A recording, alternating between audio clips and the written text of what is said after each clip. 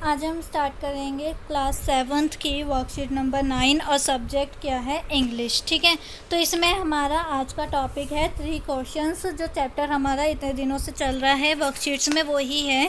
तो हमें पहले क्या बोला गया है, चैप्टर्स नेम। तो चैप्टर का नाम क्या है, 3 क्वेश्चंस। तो हम यहाँ पर क्या लिख देंगे, 3 questions.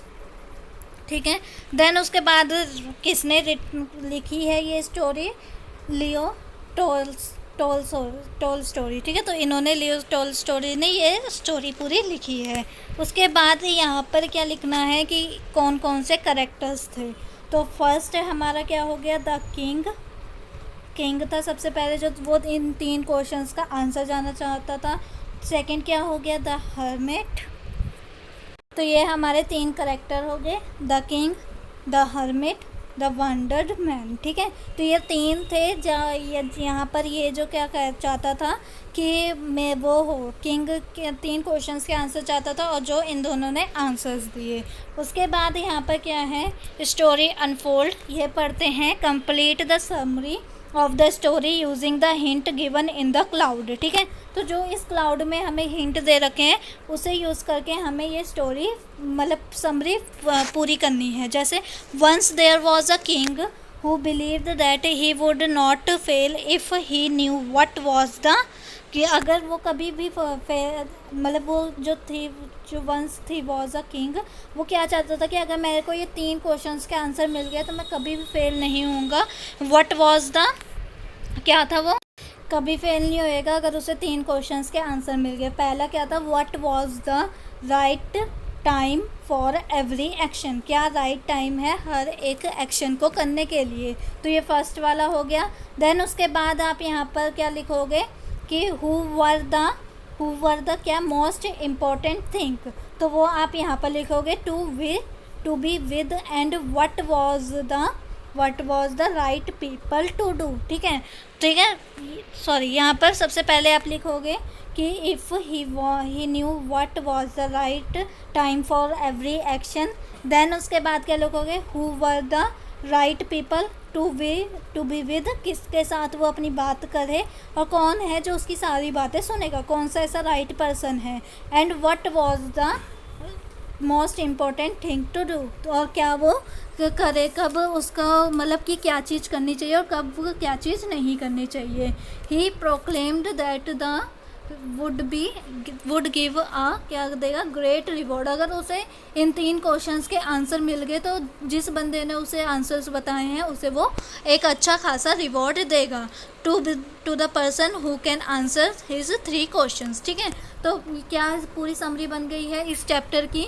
Once he was a king who believed that he would not fail if he knew what was the right time for every action, who were the right people to be with and what was the most important thing to do. He proclaimed that he would give a great reward to the person who can answer his 3 questions. ठीक है, अब आते हैं इस वाले पे।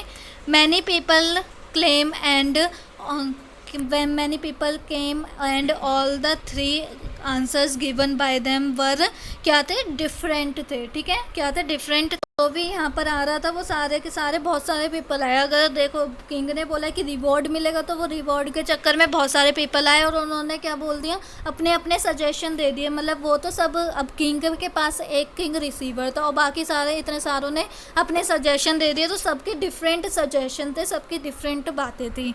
The king was not at all satisfied. ठीक है, तो किंग था वो किसी की भी बात से सेटिस्फाई नहीं हुआ था, सेटिस्फेक्शन उसे मिल ही नहीं रही थी कि नहीं ये नहीं हो सकता, ये तो गलत है, ऐसे ही बोल रहे हैं, रिवॉर्ड के लिए बोल रहे हैं, तो उसे सेटिस्फेक्शन नहीं हो रहा था।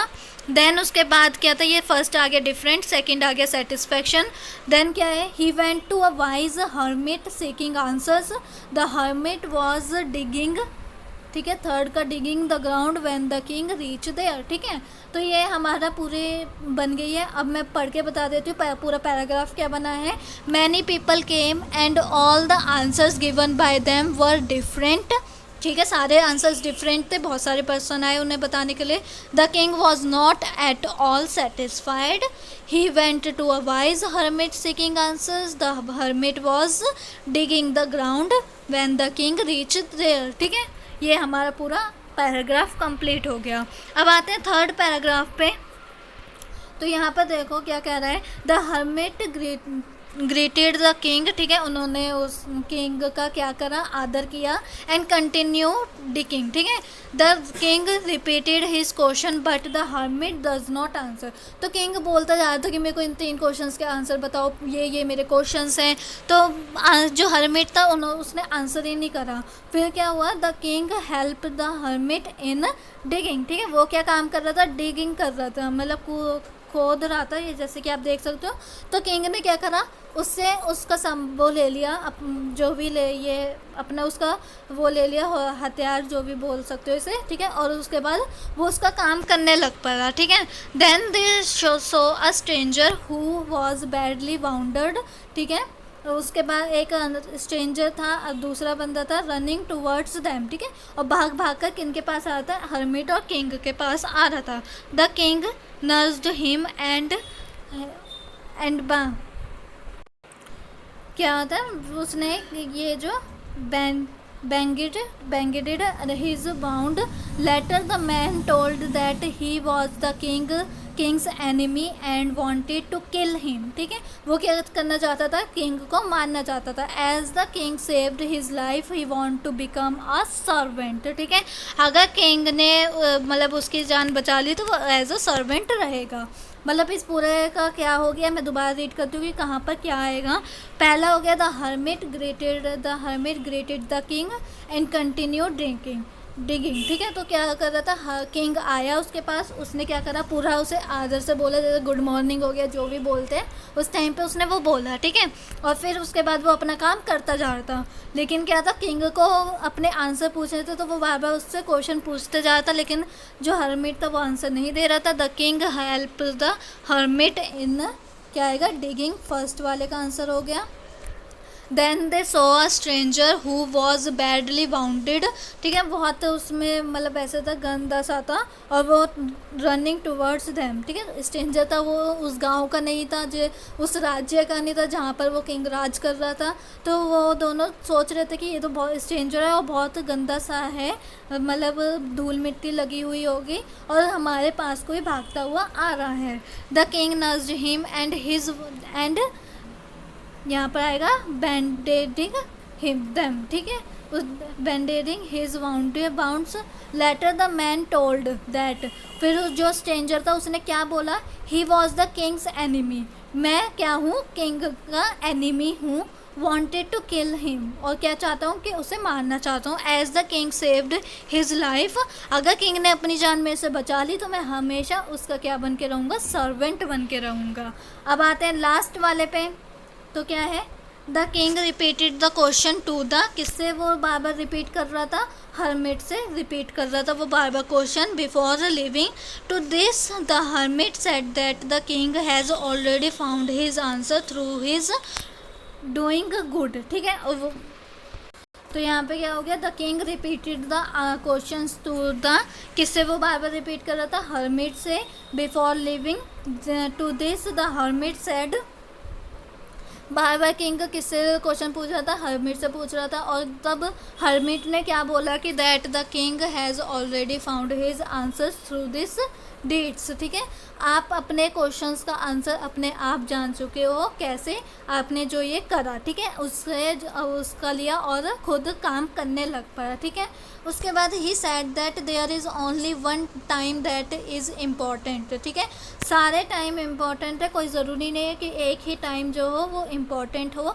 नाउ द, ठीक है, कौन सा टाइम इम्पॉर्टेंट है, अभी वाला, जो करना है अभी करो, कल पे या परसों पे डिपेंड मत करो। उसके बाद क्या है, the most important person is the one हुम इज़ करंटली विद। ठीक है, most important person means right person कौन सा है, जो आपके साथ अभी है वो ही आपका राइट पर्सन है, उस पर ही आप सारा कॉन्सेंट्रेट रखो तो आपको सब कुछ पता चल जाएगा। And the most important thing to do क्या है, doing good to that person, ठीक है, जो आपके साथ पर्सन है उसका अच्छा करो। तो इस पूरे पैराग्राफ को मैं दोबारा रिपीट करती हूँ। The king repeated the question to the hermit before leaving. To this the hermit said that the king has already found his answers through his deeds. He said that there is only one time that is important now.